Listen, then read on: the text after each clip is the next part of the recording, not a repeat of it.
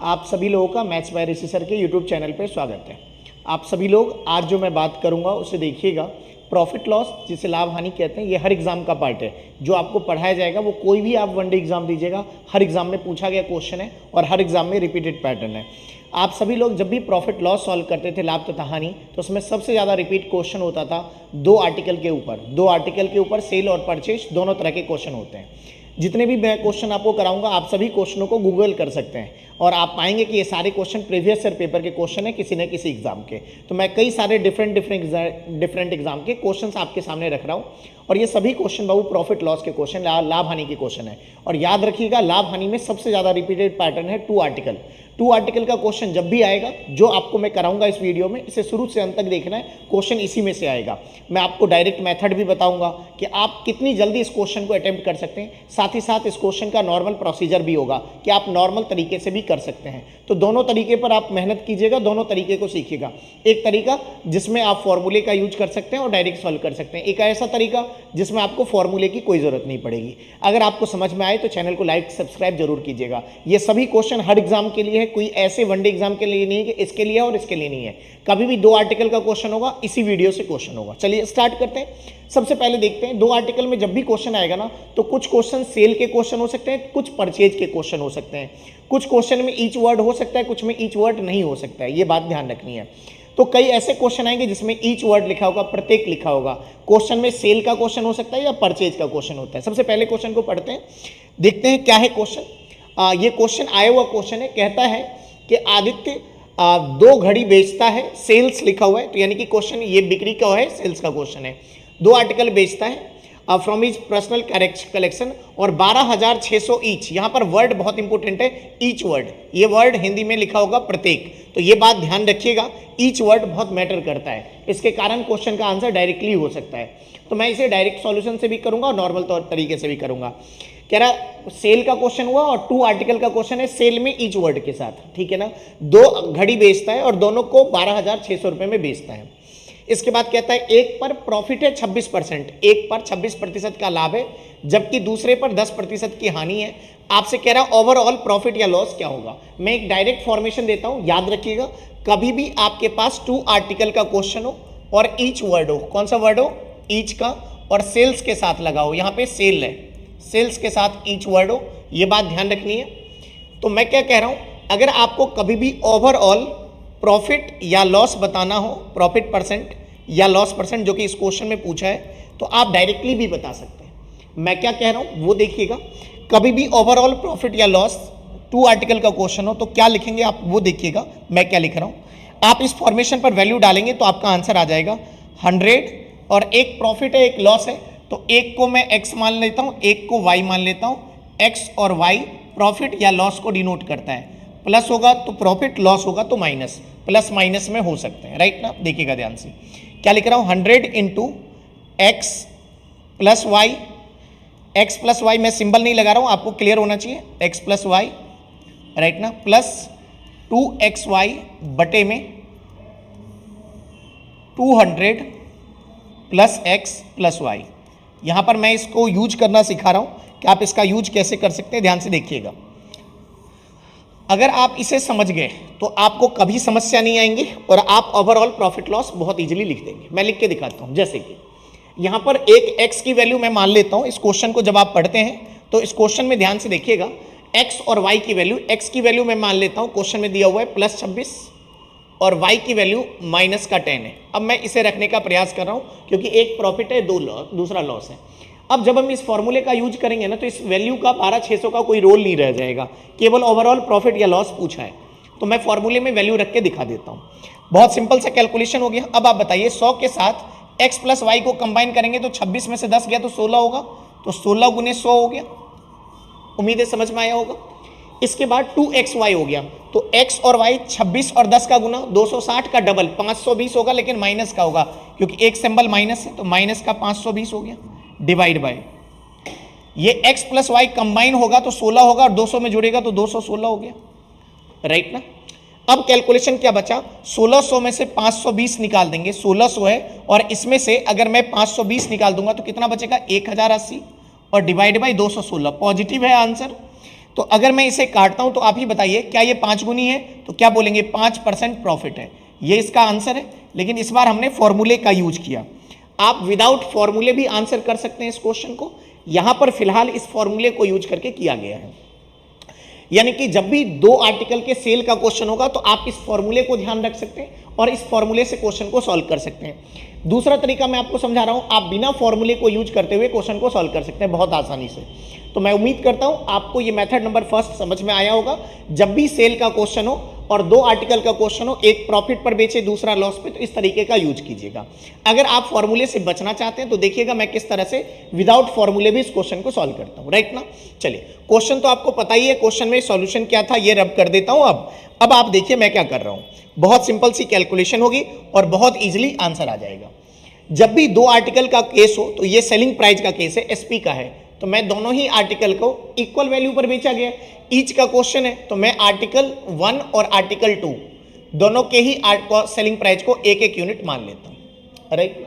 समझ पा रहे हैं, बराबर माना है, जो दिया था वो भी मान सकते हैं, मैं तो 1 1 मान रहा हूं, राइट ना। इसके बाद कॉस्ट प्राइस क्या होगी वो देख लेते हैं। कह रहा है 26% प्रॉफिट। देखिएगा एक बार ध्यान से, 26% को जब आप फ्रैक्शन में बदलेंगे ना बाबू, तो 2 से 13, 26/100 करेंगे आप, तो बेसिकली 2 से 50। ये जो नीचे वाली होती है उसे मैं कॉस्ट प्राइस कहता हूं, ऊपर वाला प्रॉफिट है। तो सीपी प्लस प्रॉफिट जो होगा वो सेलिंग प्राइस होगा, तो हमें सीपी लेना है। तो सीपी कितना है 50 और सामान कितने वाला है 63 है सेलिंग प्राइस की, 50 + 13, राइट ना। तो ये हो गई आर्टिकल 1 की कॉस्ट प्राइस। इसी तरह दूसरे की सेलिंग कॉस्ट प्राइस ले लेते हैं। दूसरा आर्टिकल है 10% लॉस पे, 10% 10/100 होगा, काटेंगे तो बाबू 1/10 हुआ।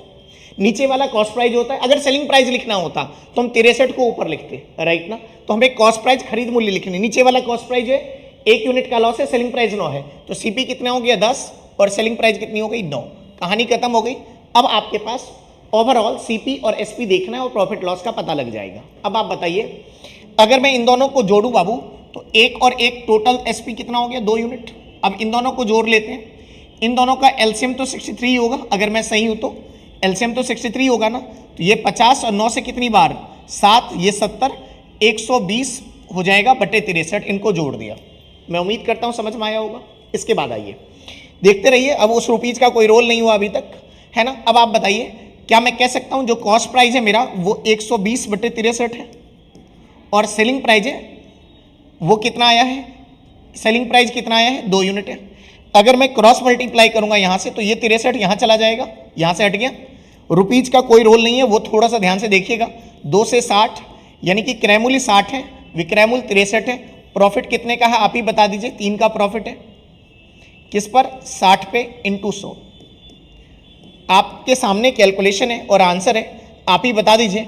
20 से 3, 20 से 5, 3 से 3, 5% प्रॉफिट अभी भी आ रहा है। अब आप इस कैलकुलेशन को ध्यान से देखिएगा। अगर ये सेलिंग प्राइस का क्वेश्चन था तो एसपी को 1 1 माना, और सीपी का क्वेश्चन होगा तो सीपी को 1 1। अगर बोला होता कि आदित्य 2 घड़ी खरीदता है, तो वहां पे हम कॉस्ट प्राइस को 1 1 मान लेते हैं। इसमें 12,600 का रोल नहीं आया। अच्छा, क्यों नहीं आया वो भी समझ लेते हैं। क्योंकि बाबू अगर मैं 12,600 यहां पे रखूं, 12,600 यहां रखूं, तो ये बाबू 12,600 2 × 12,600 हो जाएगा। अच्छा, 12,600 का गुना इसमें भी होगा, इस कैलकुलेशन के साथ 12,600 इसमें गुना करेंगे तो सीपी आएगा, और इसमें भी 12,600 का गुना होगा, तो इस कैलकुलेशन में भी 12,600 यहां पे गुना हो जाएगा। तो ये हर जगह से कॉमन हो जाएगा, इसलिए हम इसे हटा लेते हैं, लिखते ही नहीं है। तो मैं उम्मीद करता हूं ये समझ पा रहे होंगे, इसका कोई रोल नहीं होता है। तो कभी भी 2 आर्टिकल का क्वेश्चन हो, पैसा दिया हो नहीं दिया हो, इसका रोल तब आएगा ना जब पूछेगा प्रॉफिट बताओ रुपीज में, यहाँ पे परसेंटेज में पूछा था। तो ये कॉमन हो जाता है, इसलिए हटा देते हैं। मैं उम्मीद करता हूं आप इस चीज पर काम करेंगे और कभी भी सेलिंग प्राइस का क्वेश्चन होगा 2 आर्टिकल का तो उसे सॉल्व कर देंगे। अब मैं क्वेश्चन करा रहा हूं, इसके 2 मेथड हो गए। जब भी सेलिंग का क्वेश्चन हो और ईच वाला क्वेश्चन हो, एक फॉर्मूले वाला एक विदाउट फॉर्मूले। इसी तरह एक क्वेश्चन कराता हूं जिसमें सीपी का क्वेश्चन हो, किसका क्वेश्चन हो 2 आर्टिकल को खरीदा जाए, वो केस भी समझ लेते हैं। सुनिएगा ध्यान से, बहुत सिंपल सा कैलकुलेशन है। अब तो मैं उम्मीद करता हूं कि आप लोग इस तरह का क्वेश्चन बहुत इजीली कर देंगे और बहुत इजीली सॉल्व भी हो जाएगा। एक और क्वेश्चन देखते हैं, एक बार ध्यान से देखिएगा। ये भी क्वेश्चन कहता है कि एक दुकानदार दो रेफ्रिजरेटर दोनों को बेचता है सेम प्राइस पर, दिया हुआ नहीं है, यानी कि सेल्स का क्वेश्चन हो गया और सेम प्राइस है। एक पर कितने % का प्रॉफिट है, 40% का प्रॉफिट, दूसरे पर क्या है 40%, यानी कि सेम क्वेश्चन पिछले की तरह है, बस परसेंटेज वैल्यू सेम है। अगर परसेंटेज वैल्यू सेम है तो फॉर्मूला और आसान हो जाएगा। क्या फॉर्मूला था वो एक बार देख लेते हैं। फॉर्मूला था ओवरऑल प्रॉफिट लॉस का 100 इंटू क्या था x प्लस वाई, और x और y प्रॉफिट लॉस को बताता था। साथ ही साथ में क्या था प्लस माइनस जो भी होगा 2xy प्रॉफिट लॉस को बताता था, बटे में क्या होता था 200 प्लस x प्लस वाई। अब आप देखिए इस फॉर्मूले में क्या क्या चीजें, ये फॉर्मूला कैसे आसान होगा अगर परसेंटेज वैल्यू बराबर हो। पहले तो इसे देखते हैं। अब एक बात बताइए, अगर इस क्वेश्चन में देखें ध्यान से तो चूंकि x और y बराबर है और दोनों के सिंबल प्लस माइनस है, यानी कि प्लस है एक माइनस में है, तो अगर प्रॉफिट परसेंट लॉस परसेंट बराबर हो जाए तो एक बात बताइए क्या क्या जीरो हो सकता है। ये दोनों कंबाइन होगा तो ये प्लस 40 माइनस 40 ये जीरो बन जाएगा, तो ये पूरा कैलकुलेशन का कोई काम नहीं रहा। अब आप ध्यान से देखिएगा, ये आपका प्लस माइनस ये जीरो बन गया, तो जीरो के साथ केवल 200 बचा, राइट ना। तो अब क्या बचा पूरा कैलकुलेशन 2xy बटे में 2 इंटू 100, 2 से 2 कैंसिल कर लेते हैं तो क्या बचा, चूंकि x और y बराबर है तो जो x और y बराबर है तो जो भी परसेंटेज वैल्यू होगी उसका स्क्वायर बाय 100%। हमेशा चूंकि एक प्रॉफिट में है और एक लॉस में है तो हमेशा माइनस का आंसर आएगा, यानी कि ऑलवेज लॉस होगा, ऑलवेज लॉस होगा, यानी कि परसेंटेज के तरीके से और जल्दी हो जाएगा। अब क्या हुआ, इस पूरे कंक्लूजन को फाइनली कर लेते हैं, ये पूरा आंसर है। तो इस क्वेश्चन में परसेंटेज वैल्यू कितनी है 40, तो 40 का स्क्वायर कितना हो गया 1600, हमेशा लॉस होगा तो माइनस और बटे में 100, राइट ना। तो 1600 बटे में क्या हुआ 100, यानी कि 16, और हमेशा लॉस यानी कि 16% लॉस इसका आंसर है। ये रहा कंक्लूजन। अगर कभी भी सेल्स का क्वेश्चन होगा, अगर कभी भी सेल्स का क्वेश्चन होगा और दो आर्टिकल का, एक पे प्रॉफिट हो दूसरे पे लॉस हो, तो आप जनरली ये फॉर्मूला यूज करते थे, लेकिन ये फॉर्मूले को और आसान कर दिया कि अगर एक प्रॉफिट हो दूसरा लॉस हो तो आप परसेंटेज वैल्यू का स्क्वायर निकाल लेंगे, नीचे 100 इंटू परसेंटेज, हमेशा लॉस होगा क्योंकि ये पूरा प्रूफ करके दिखाया मैंने माइनस। आप इसे नॉर्मल तरीके से भी कर सकते हैं और इस तरह से भी कर सकते हैं, बहुत आसान कर दिया गया है, राइट ना। चलिए अब आगे बढ़ते हैं। सेल्स के दो क्वेश्चन कराए, एक में परसेंटेज वैल्यू सेम था, एक में सेम नहीं था। सेम नहीं था उसके दो सॉल्यूशन मैंने समझाए हैं, दो सॉल्यूशन में एक फॉर्मूले के साथ था, इस फॉर्मूले के साथ एक विदाउट फॉर्मूला था। अगला केस, सेल्स के बजाय क्वेश्चन परचेज का भी हो सकता है, अगर क्वेश्चन परचेज का हो जाए तो क्वेश्चन और आसान हो सकता है, ये बात भी ध्यान रखनी है, राइट ना। अब आइए अगला क्वेश्चन देखते हैं। दो घड़ी 1980 रुपए में बेचा गया, एक पे 10% प्रॉफिट दूसरे पे 10% लॉस है। इंटायर ट्रांजैक्शन पे क्या हुआ, अब आप बताइए। इंटायर ट्रांजैक्शन पर अभी सेल्स का क्वेश्चन पढ़कर आए हैं, तो हम क्या पढ़कर आए हैं, ये पढ़कर आए हैं कि 10% प्रॉफिट 10% लॉस है, बराबर है, तो परसेंटेज वैल्यू का स्क्वायर कर लीजिए, यानी कि 10 का स्क्वायर कर लीजिए, बटे में 100 करते थे, समझ पा रहे हैं ना।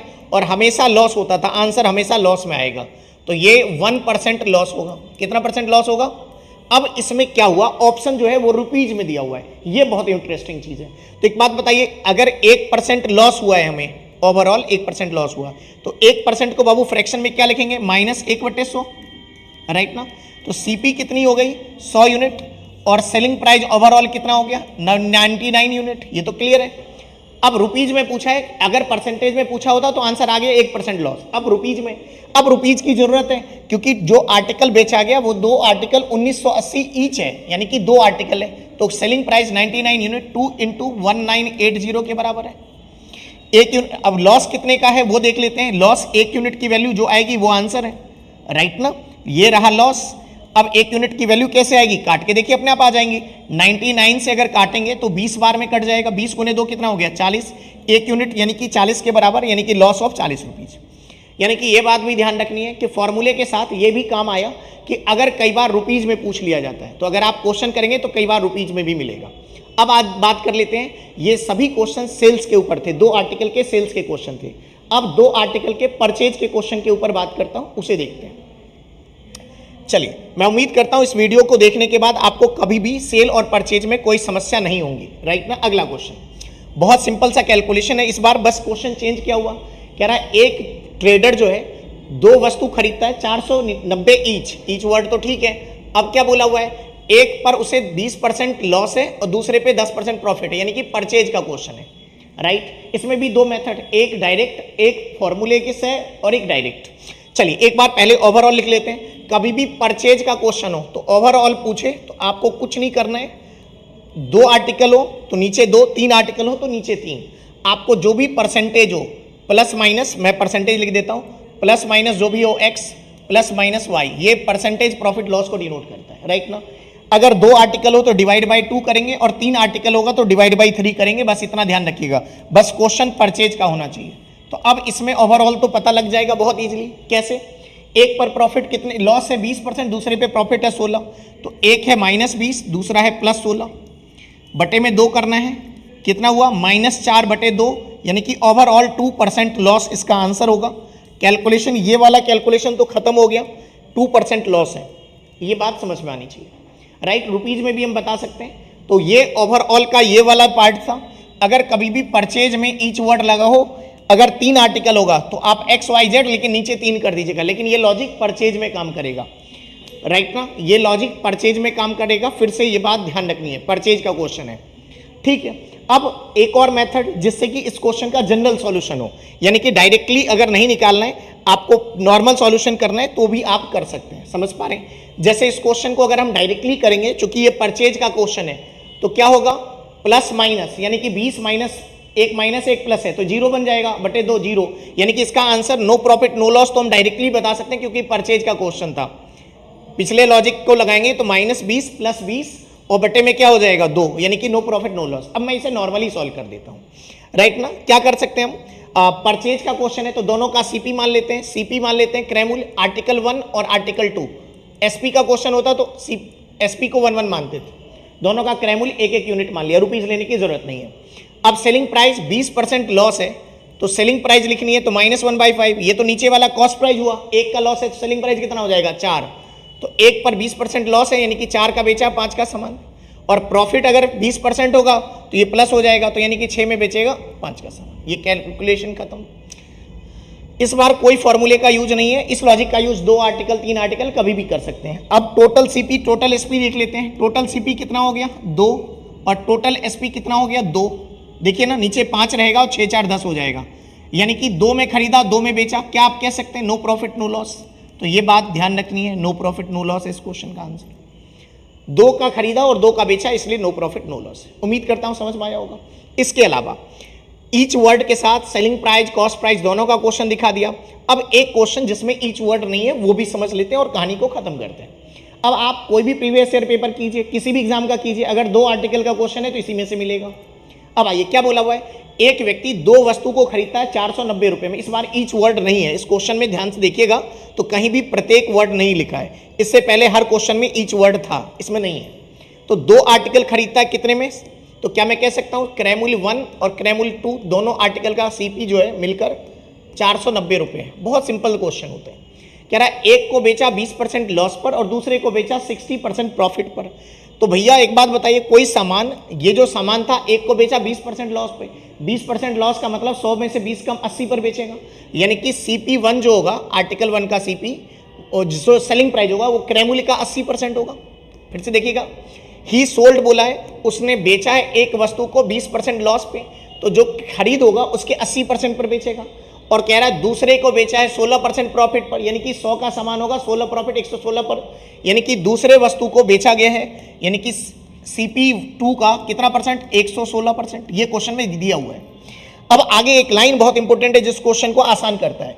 कह रहे selling price of both article is same. ये बहुत इंपॉर्टेंट है, जो कि क्वेश्चन में रिपीट होगा, जो क्वेश्चन में लिख कर आएगा कि दोनों का ही विक्रय मूल्य बराबर है। तो क्या मैं कह सकता हूं जब ये विक्रय मूल्य बराबर है तो ये इक्वेशन इसके बराबर हो गया, और इस लाइन के चलते ये इक्वेशन बराबर हुआ, तो मैं CP1 और CP2 का रेशियो लिख सकता हूं। गौर से देखिएगा, बहुत सिंपल कैलकुलेशन हो गई। अब तो यहां तक तो मेरे ख्याल से समझ में आना चाहिए, राइट ना। 116 कैसे हुआ, अब 4 से काटेंगे तो 20 और 4 से काटेंगे 4 से 2, समझ पा रहे हैं बातों को, 36, 4 से 9, यानी कि आप ये कह सकते हैं CP1 × 20 बराबर किसके, CP2 × 29। यहां से आप क्या कह सकते हैं CP1 रेशियो CP2 कितना होगा 20 ratio CP1 ratio CP2 29 ratio 20 हो गया, यानी कि दोनों वस्तु के क्रय मूल्य का रेशियो आ गया। अब दोनों ही वस्तु का क्रय मूल्य कितना दिया हुआ है क्वेश्चन में 490, अब दोनों को ऐड करेंगे तो कितना हो गया 49। 49 यूनिट अगर 490 के बराबर है तो आप ही बताइए कितनी गुनी है, 10 गुनी है। अब क्या पूछा है वो पढ़ लीजिए, राइट ना। अब कह रहा है then the cost price of article at 20% less, 20% less वाला आर्टिकल ये था, राइट ना। यानी कि CP1 की वैल्यू, और CP1 की वैल्यू 29 है और 10 गुनी होगी तो 10 गुनी कर देते हैं तो 290 आ गया। यानी कि दोनों आर्टिकल का आप कॉस्ट प्राइस वैसे तो निकाल सकते थे, इसमें ईच वर्ड नहीं था। मैं उम्मीद करता हूं अब आप 2 आर्टिकल के कोई भी क्वेश्चन सॉल्व कर लेंगे और बहुत इजीली सॉल्व हो जाएगा। Thank you so much.